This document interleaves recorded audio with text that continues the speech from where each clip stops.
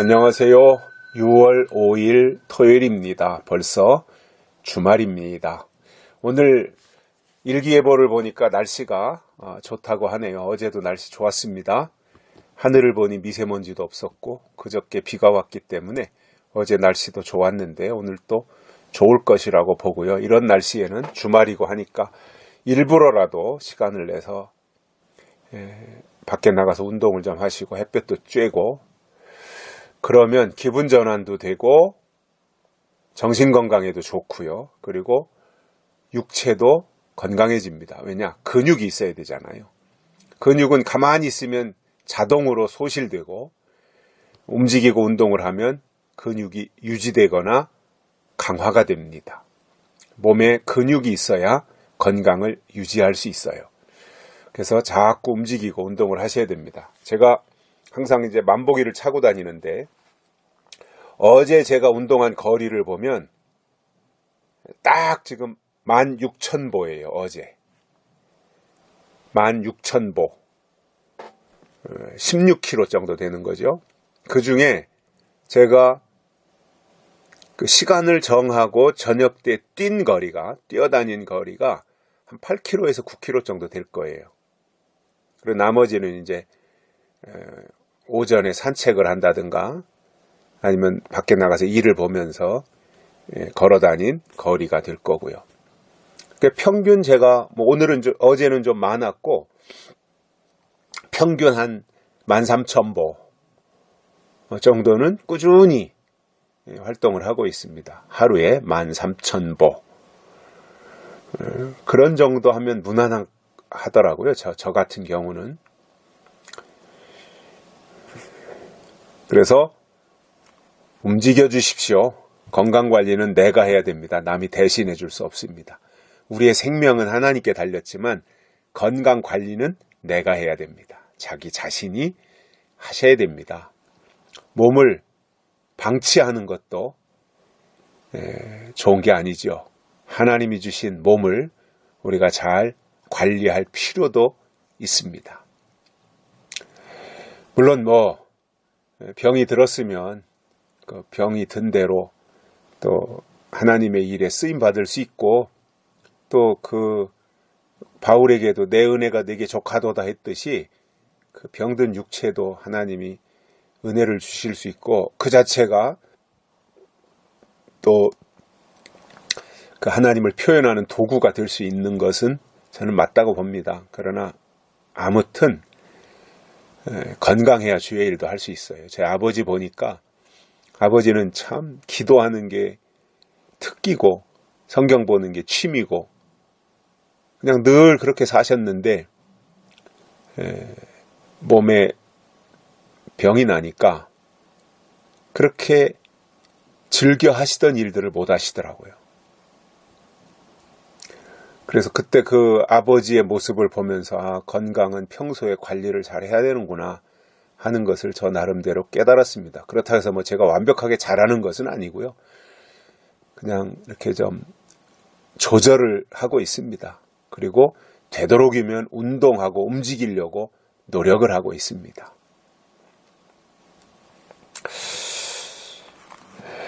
그리고 다음 주 화요일에 8일입니다. 6월 8일 진리축제는 진행을 할 겁니다. 12시에서 12시 반쯤 점심 식사를 하시고요. 그리고 한 1시 50분이나 2시쯤부터 예배를 시작할 겁니다. 1시간 반에서 2시간 정도 예배가 진행이 될 거고요. 유튜브를 통해서 또 중계를 할 거니까 혹시 참석을 못 하시는 분들은 유튜브를 참고하시면 한 1시 한 50분, 40분 이때부터 유튜브를 제가 켜놓고 찬양이라도 나가도록 할 테니까 그렇게 해주시면 좋겠습니다. 그냥 어떻게 코로나 핑계대고 있다 보니까 벌써 6월달이 됐어요. 작년에도 몇 번 모이지 못했는데 올해 이러다가는 한 번도 못 모이고 그냥 갈 것 같아서 아직 그 코로나가 꺾이진 않았지만 그래 조심스럽게 방역 수칙을 지켜가면서 화요일 날 진리축제를 할 예정입니다. 그렇게 준비하시고 참여하시기를 원하시는 분들은 되도록이면 참석하시는 것이 또 현장의 은혜가 있거든요. 현장에서 주시는. 불가피한 분들은 이제 유튜브를 통해서 참석을 하시면 되겠습니다. 자유롭게 하십시오. 자유롭게. 무리는 하지 않는 게 좋을 것 같고요. 그러나 마음은 늘 하나님께 두고 사셔야 됩니다. 하나님이 원하시는 것은 우리의 마음이거든요. 늘 우리의 마음이 하나님께 집중되어 있고, 그리고 하나님의 약속의 말씀을 우리가 더 많이 사모하며 살려고 할 때 하나님이 주시는 은혜가 더 클 것이라고 저는 확신을 합니다. 오늘 말씀은 출애굽기 13장 11절과 12절입니다. 여호와께서 너와 내 조상에게 맹세하신 대로 너를 가나안 사람의 땅에 인도하시고 그 땅을 내게 주시거든. 너는 무릇 초태생과 내게 있는 생축의 초태생을 다 구별하여 여호와께 돌리라. 수컷은 여호와의 것이니라. 아멘. 출애굽기에서 그 어제까지 하신 말씀은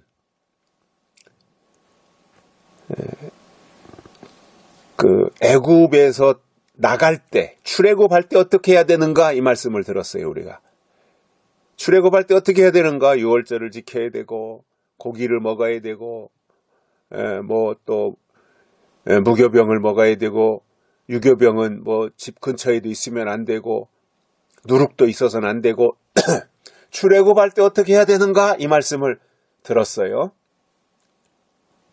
근데 오늘 말씀은 가나안 땅에 들어가서 어떻게 해야 되는가 이 말씀이에요.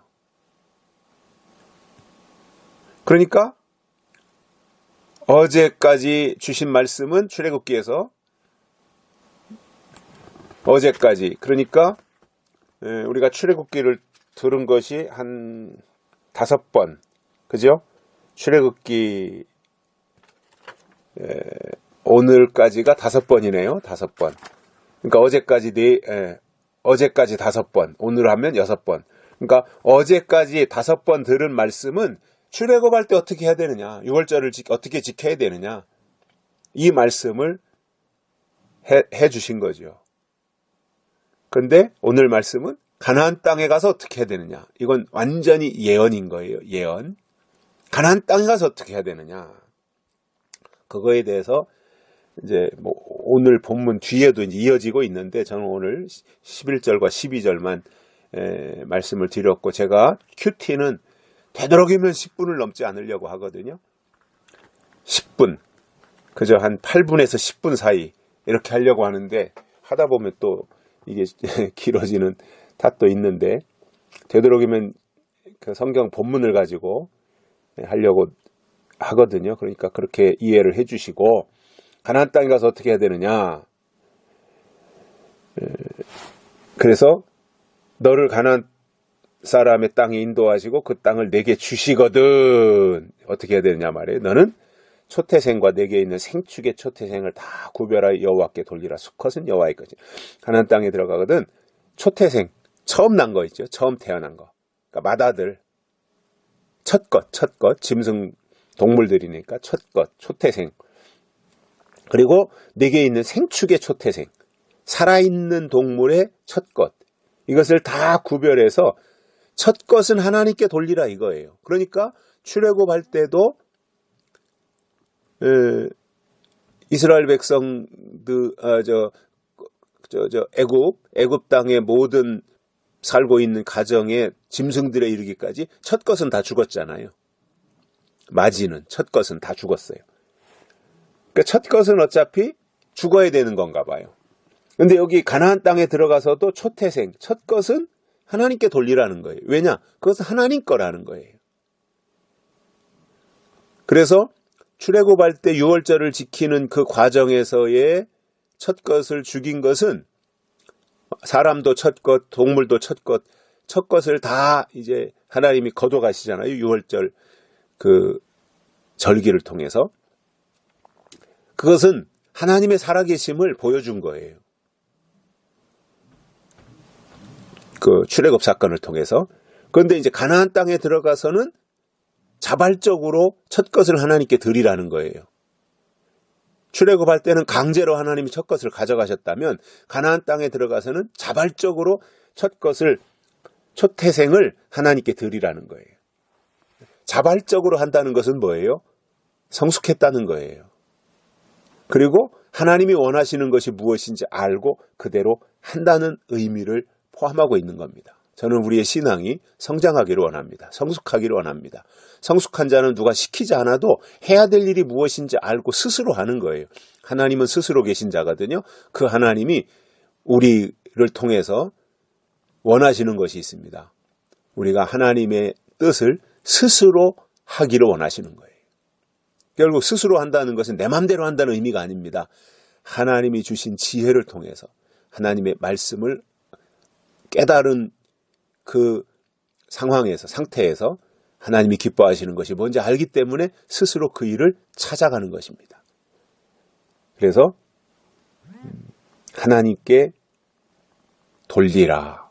첫 것은 하나님께 돌리라. 이것은 이제 자원에서 하는 거죠.